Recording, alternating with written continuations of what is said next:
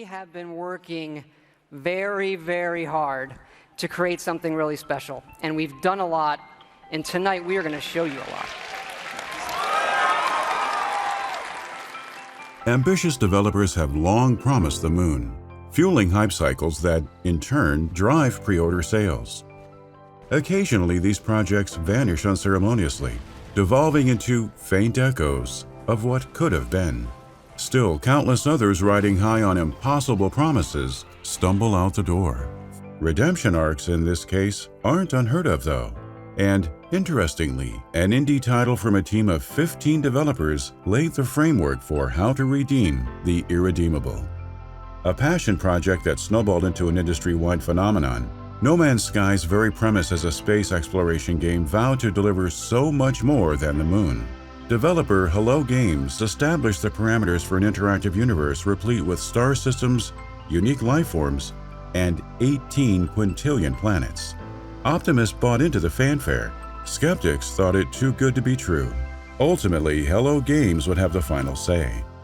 No Man's Sky's rocky launch incited backlash from every corner of the internet, the bulk of it geared towards programmer and managing director Sean Murray. Players scoured pre-release interviews for signs of deceit, any evidence proving Murray misled the public with false hopes regarding features that didn't exist. As a result, the studio went quiet, shutting off contact from the world to focus on reinventing a title that many critics and players wrote off as a soon-to-be-forgotten blunder. This is the fall and rise of No Man's Sky.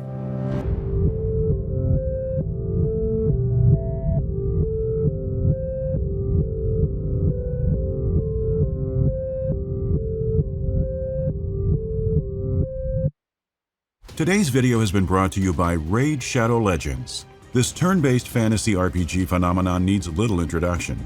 If you've played Raid Shadow Legends before, you know it has over 600 champions, global PvP, massive PvE boss battles, and that it's available for PC and mobile. Between working on our documentaries, we've been playing Raid Shadow Legends a lot. Our team even started a clan, got together and took the fight to the sinister guardian of the Void Keep, Malik Kavar. That didn't go over well. The trick to fighting Malik is dealing with all the poison he puts out. He has an ability that deals poison damage to your entire team, but if you can cleanse all his debuffs, you'll be good to go. He doesn't have many other tools at his disposal. This month, Raid's got a 24/7 schedule of special events and activities, including an absolutely jam-packed Halloween lineup towards the end of the month. There are big rewards, tournaments against other players, special fragment events to get some brand new legendary champions, and much more for you to partake in.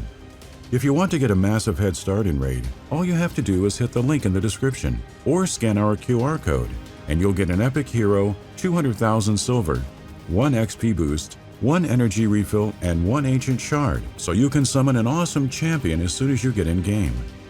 For the next 30 days, all these treasures will be waiting for you here. The game's bigger, busier, and better than ever, and with many more updates on the horizon, there's never been a better time to get started.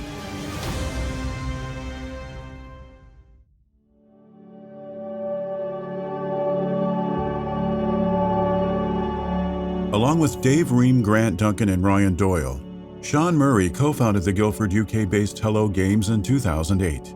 Having worked at Criterion on Burnout 3 and Black, Murray knew well the rigors of AAA development, but wanted to produce experiences inspired by childhood dream jobs.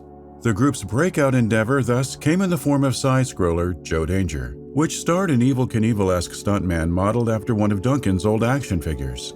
Using common childhood dreams as source material paid dividends in terms of Joe Danger's early success, though its joys lasted only for so long. Murray found himself spiraling through what he labeled a midlife career crisis while working on Joe Danger 2. Hello Games also had its hands busy with a seventh port of the original entry at the time, prompting the programmer to wonder whether they'd already fallen into a pattern of churning out sequels. In an odd turn of fate, troubled marketing negotiations with Microsoft pushed Murray to stay late at the studio one night and conceptualize plans for a project he'd dreamt of since his youth. It would take players far beyond the reaches of space in a manner reminiscent of dime store novels and the works of Isaac Asimov, Arthur C. Clarke, and Robert Heinlein. Though skeptical of the scope described in their colleagues' pitch, Duncan and Ream jumped on board. creating cursory designs for a traditional game in the same vein as Joe Danger. Space Cadet was its tentative title, hearkening back to the wonder of astronaut fantasies for many a child. Murray, however, implored them to think bigger and encouraged a development split within the studio. Duncan, Murray, Ream, and programmer Hazel McKendrick soon thereafter isolated themselves in a repurposed storage space away from the rest of the company. For approximately 9 months in 2013, the 4-person crew toiled over what would become No Man's Sky, a vibrant space exploration adventure whose visuals paid homage to science fiction's golden age in the mid-20th century. In the pursuit of realizing an expansive in-game universe, Murray wrote a new engine with algorithmic configurations that resulted in interconnectivity between every aspect of the experience. He told The New Yorker that No Man's Sky required a holistic development process. In turn, something as seemingly straightforward as altering ship controls impacted movement patterns in flying creatures. Other developers could section off vertical slices for demos. The intricacy with which Hello Games built No Man's Sky afforded the team no such opportunity, meaning public showings boasted a patchwork of stitched-together elements that players wouldn't otherwise encounter one after another. While this marketing strategy benefited the general practice of exhibiting a vast universe in small bursts, it later backfired to an almost incalculable degree.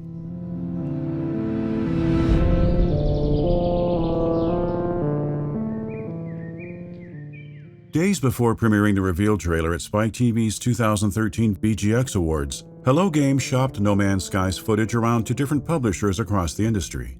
Sony apparently expressed the most interest, with PlayStation's Director of Strategic Content, Shahid Ahmad, advocating for the title's appearance on PlayStation hardware.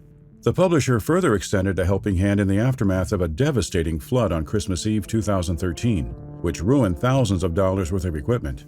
Refusing to feel beholden to anyone else, the indie studio rejected funding offers but asked that Sony secure No Man's Sky a spot on E3's main stage in 2014. The Japanese tech giant obliged and additionally supplied resources for a marketing campaign befitting major AAA releases. Thus, Sean Murray took the stage during Sony's E3 2014 conference, showcasing an impressive look at No Man's Sky in action. The developer teased a procedural universe so big, so infinite, that not even its creators knew every detail. Sony-backed promo appearances proceeded for the next 2 years, leading up to the project's August 2016 rollout on PC and PS4. Murray even demoed the game on The Late Show with Stephen Colbert, informing the late-night talk show host of the 18 quintillion planets that all bore unique ecology and weather systems. The sheer breadth of No Man's Sky couldn't be understated. And like several interviewers before him, Colbert inquired about multiplayer, to which Murray responded with the talking point that 2 players were unlikely to meet because of the universe's size. The vagueness surrounding the online functionality in No Man's Sky permeated much of the pre-release period.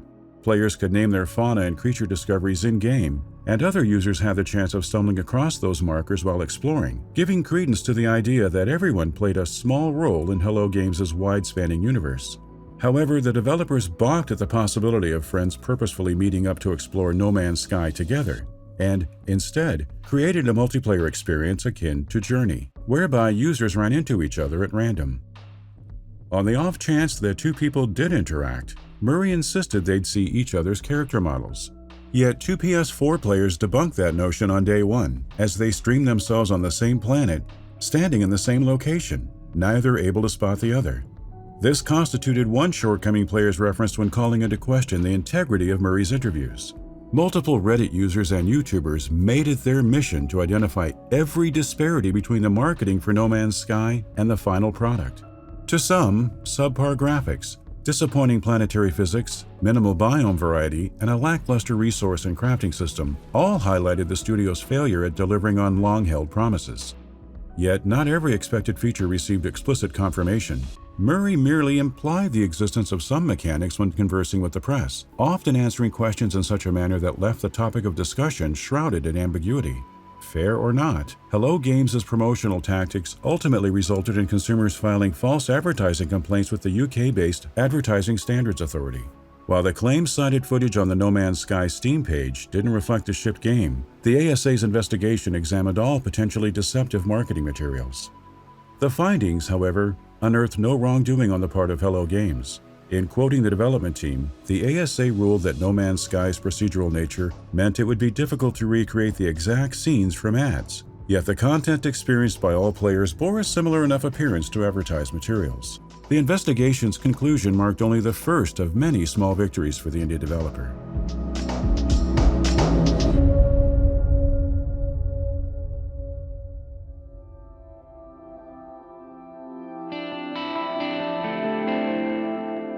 Sean Murray and team went quiet in the weeks following launch and remained silent even after being cleared of false advertising allegations in November 2016. Less communication didn't signify an absence of effort, though. On the contrary, Hello Games doubled down on drastically improving and expanding upon No Man's Sky. The earliest effort arrived late in 2016 as the Foundation update, introducing an overhauled UI, 3 new modes, base building, and a litany of bug fixes and gameplay adjustments. By most accounts, this 1.1 patch saved No Man's Sky, plotting a resurgence that incentivized players to follow the main mission track of reaching the center of the universe. Foundation's base building features proved especially significant, allowing for the creation of safe havens that unlocked extra inventory space and permitted crop cultivation. The latter notably contributed to the evolution of No Man's Sky's previously shallow in-game economy. Hello Games started 2017 with the Pathfinder update, supplementing Foundation's additions by debuting online base sharing and ground vehicles, along with starship specializations that made the ability to own multiple ships particularly worthwhile. Visual enhancements such as higher resolution textures and accurate lighting effects were included in Pathfinder as well, addressing graphical issues that had long plagued the spacefaring title. 2017's final update, Atlas Rises, further elevated the content offerings, courtesy of a fresh 30-hour storyline, alongside portals, crashed freighters for salvaging, and an overhauled analysis visor, whose extra accoutrements ensured exploration and discovery felt rewarding. Impressively, the studio continued fine-tuning the graphical quality and gameplay too. Proximity-based voice chat even entered the mix as a rudimentary precursor for No Man's Sky's next evolutionary step.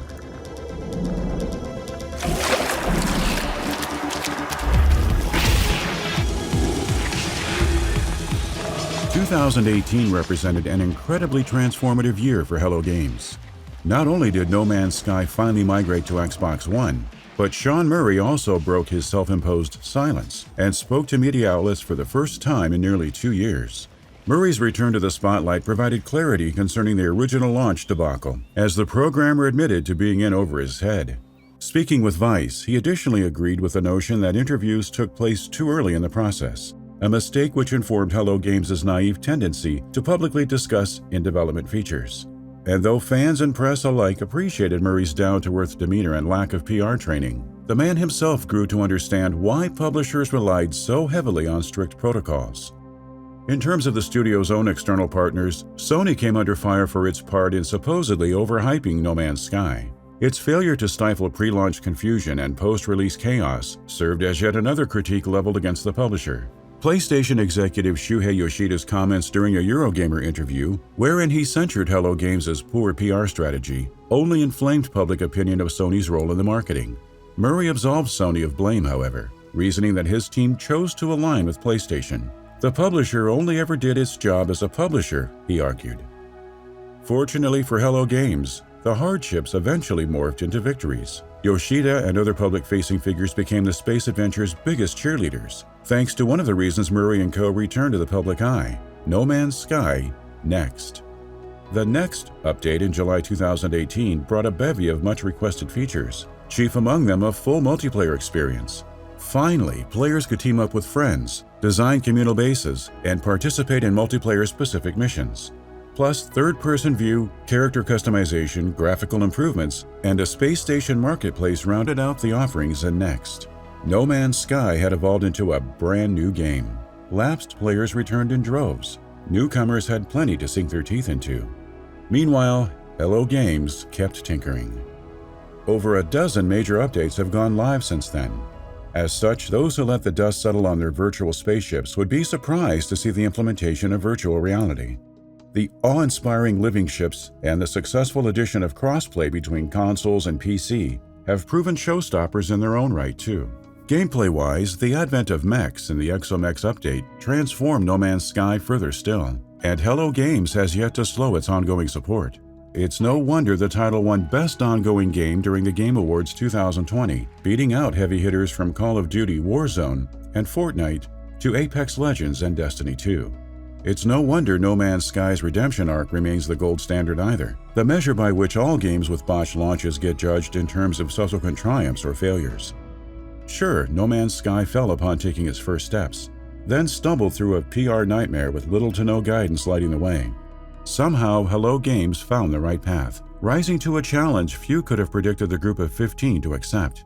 Even fewer anticipated the studio's success.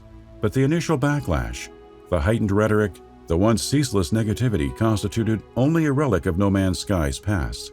Its future, on the other hand, seems buttressed by near infinite possibilities.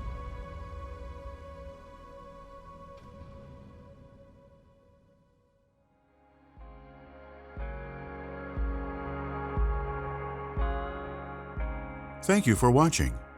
We'd like to take this time to thank, by name, the generous patrons who have pledged to our Hall of Fame reward tier. Maktoum Saeed Al Maktoum, Paul Cousineau, and those currently subscribed to our producer reward tier. Dari Rap Sigurdsson, EmuMovies.com, Lame Game Man, Milkshake, Schizo Lingvo. If you enjoy our content, please consider subscribing to our channel and backing us on Patreon.